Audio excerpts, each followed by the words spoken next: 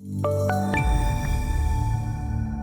the currency quadrant today, taking a look at the September Japanese yen contract, which was only up 8 basis points on the high side of things today. We're down 4 of the last 6 sessions, including today. That 8 basis points up took us to 91.17.5.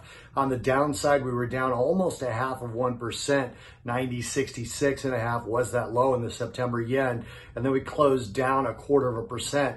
90.87, down 4 of the last 6 sessions, but still holding above a 14-month low, which happened on July 1st. And since then, we're actually up 6 of the last 10 sessions. We're also up on the week slightly and up 2 weeks in a row.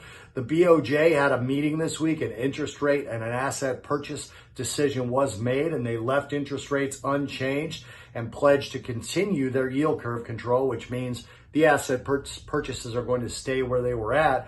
But they also talked about a commitment to prodding banks to actually lend. There was some speculation they might actually pay banks to lend. There was announcements by the BOJ that they'd actually be pushing green lending or eco-friendly lending, things to fight climate change over any other kind of lending. It's yet to see, though, how those programs will go into effect or even what those programs are. So a dovish Bank of Japan helped lend to a positive week, or helped lend us to a barely positive week, only up 6 basis points on the week, as I mentioned, for that Japanese yen.